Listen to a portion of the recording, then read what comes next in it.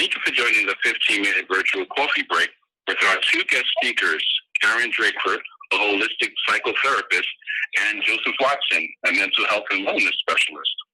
First, Karen will discuss mental health and relationship coping skills with family and friends during these trying times. Next, Joseph will give us some response tools to help us tackle fear and anxiety. Finally, a brief word from the founder of HealthJox, Gary Bradford. With that, I am now sharing it with Joseph Watson, who will continue giving you other aspects of how to decompress during this time. Well, thank you very much, Sister Karen. Well, again, my name is Joseph Watson. I am a mental health practitioner, certified alcohol and substance abuse counselor, recovery coach, and peer advocate as well. So, a little bit of stuff going on right there. I'm also the founder of the Menturnship program. It's located in Brooklyn. It's Menturnship. That's MENTURNSHIP. And it's there that we focus a lot of our activities on entrepreneurialism and entrepreneurial skills to our participants. And these participants range from youth, teens, young adults, and seniors alike. And focusing on entrepreneurialism is intentional for us. Because entrepreneurialism is not about making a boatload of money or living in reckless abandonment. It's a lifestyle, that has values that are applicable to all human economic activities and all human relationships. So therefore, we get an opportunity to speak to health and wellness and also the fear and anxiety that's produced when these relationships are out of sync. Because fear and anxiety just doesn't pop up out of nowhere. They are normally associated with a particular act and or thought, that we have as it relates to a particular relationship in our lives. And I'm going to talk about a few of those relationships during this call. So when we talk about those human relationships, we're actually speaking about relationships that make us whole. And when we accept the fact that every relationship in our lives has an emotional pull on us, we'll be more apt to managing those relationships with care and purposefulness. Now, these relationships are responsible for our overall mental health and wellness. And I know that we all have experienced the pain and uneasiness whenever relationships in our lives are mismanaged. Especially relationships in our finances, for example. Another area of fear and anxiety. So to wind up having more money left over than you have money, that's the area of stress right there. And financial literacy, as a matter of fact, provides those tools and resources, to address that particular area. Then there's relationships with our environment. Now, I'm not suggesting, that we all run out and join a movement or an organization, but if you choose to, that's okay. But it does encourage us to practice habits that promote a healthy environment. Habits like conserving energy, recycling, spending time outdoors, and spending time outdoors will actually help boost our vitamin D in the process. Then there's physical, relationships, the physical wellness relationships. And that speaks to maintaining a healthy body and also seeking care when needed.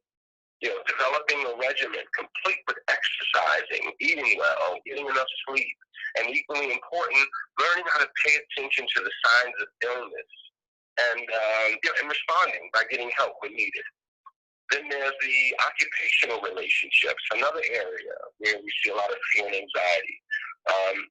And this is where, which encourages personal satisfaction and enrichment in our lives, through work. That's when we experience that. So when we're working, especially at a project, a company, or an organization, where we feel satisfied, 9 times out of 10, the levels of fear and anxiety won't show up as much in that particular area. Then there's the intellectual relationships. And this is having, good, healthy, wellness, intellectual stimuli. Which involve having an open mind when we encounter new ideas and also continuing to expand our knowledge as well.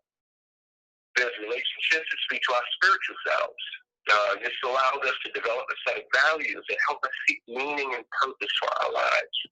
And then last but not least, and I'll spend a little more time on this one, and our social relationships.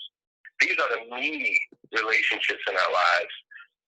This is where social wellness is so critical, okay, to our actual overall health and wellness. And it refers to relationships that we have and how we interact with others, especially relationships with family, friends, and or intimate partners. Now, the best practices for those relationships are to continually reflect on ourselves and our own needs as well. Sometimes we get so caught up in being there for others that we're not there for ourselves as much as we should. Also, make an effort to keep in touch with supportive friends and families, because having supportive friends and families will assist us with developing assertive skills and teach us how to become more comfortable with who we are. Then we also need to practice self-disclosure. And that's where intimacy is for us, because we're operating in truth at that moment and we're building trust. And trust can only be extended to the level of truth in any relationship. And then there's transparency. And just for transparency's sake, I just want to share a little something with you all because of the relationship that I'm looking to forge with you. Yesterday, I got some very disturbing news. I got a phone call that my grandson was on his way to the hospital. He had lost consciousness and wasn't able to breathe on his own. 14 years old. And by the time I got to the hospital, unfortunately, my grandson had expired yesterday. And I don't want this conversation to turn morbid or anything like that, but I just wanted to take this time to just share with everybody who's on this phone call right now, that all we have in life, all we have in relationships are events, encounters, and even moments. But these moments and events and encounters have all passed, right? And they're called memories now. So I encourage everyone on this phone call to be very intentional about making every encounter, every event, and every moment memory-worthy. Okay?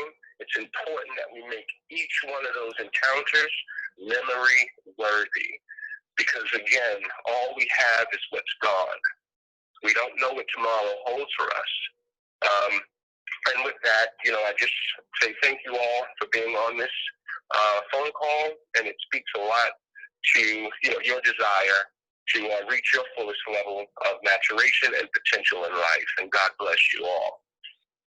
And with that, Gary, please. Yes. My name is Jury Bradford. I am the founder of HealthJox and HealthJox Festival. I would like to encourage each and every one of you to join us this Friday from 12 noon to 6 p.m. We are getting everyone active.